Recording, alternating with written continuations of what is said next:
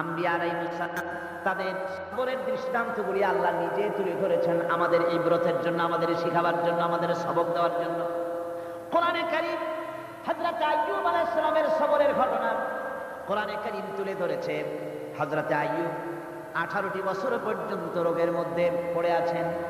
এত অসুখ করেছে, এত রোগ, শরীর পচে গিয়েছে, গায়ে পোকা ধরেছে, দুর্গন্ধ হয়ে গিয়েছে, বিবিরা চলে গিয়েছে, ছেলে মেয়ে পাড়ার লোকেরা দূর দূর করে তাড়িয়ে দিয়েছে। এবার জঙ্গলের ভিতরে গিয়ে আশ্রয় নিয়েছেন। এমন অবস্থা হয়েছে, শরীর পচে পচে জিহ্বায় যখন পোকা ধরা শুরু করে দিল, হযরত আইয়ুব আলাইহিস সালাম তখন আল্লাহ রাব্বুল আলামিনের দরবারে এই প্রথমবারের মতো তিনি বললেন, রব্বুল আলামিন, আয় আল্লাহ তাআলা, সমস্ত শরীর জ্বলা হয়ে গিয়েছে, গায়ে পোকা ধরেছে, আমি কোনো কথা বলি নাই, আমি খামোশ থেকে জিকির আজগার করতেছিলাম। আয় আল্লাহ, এখন দেখি আমার জিহ্বায় পোকা ধরেছে, পোকা ধরা শুরু হয়েছে। আমার জিহ্বাটায় পোকা তুমি দয়া করে দিও না, কারণ আমার জিহ্বায় যদি পোকা হয়ে যায় তাহলে তোমার মতো আল্লাহর জিকির আমি কি দিয়া করব? আমার জিহ্বাটা তুমি দয়া করে ভালো রাখো। কোরআনে কারীম বলছে, ওয়া আইয়ুবা ইয নাদা রাব্বাহু ইন আন্নী মাসসানিয়াদ-দুররু ওয়া আনতা আরহামুর রাহিমিন। স্মরণ করো সেই সময়ের কথা যখন আইয়ুব তার রবকে ডেকে বলেছিল, আমি অসুস্থ আর তুমি তো রহমান রহিম, দয়াময়।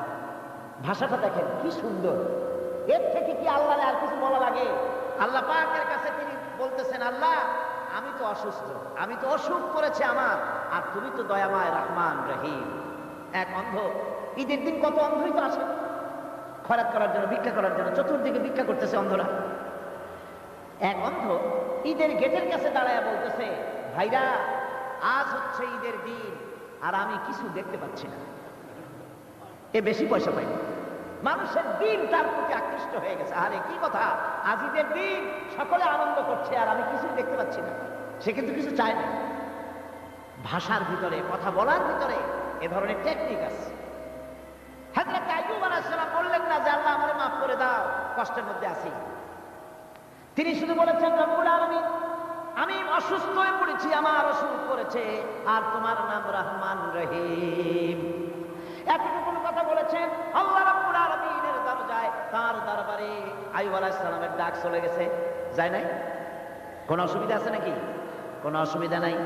পানির তলা দিয়া যদি কেউ ডাক দেয়, পাহাড়ের ভিতরে বসে যদি কেউ ডাক দেয়, আল্লাহ রাব্বুল আলামিন তা শুনতে পান।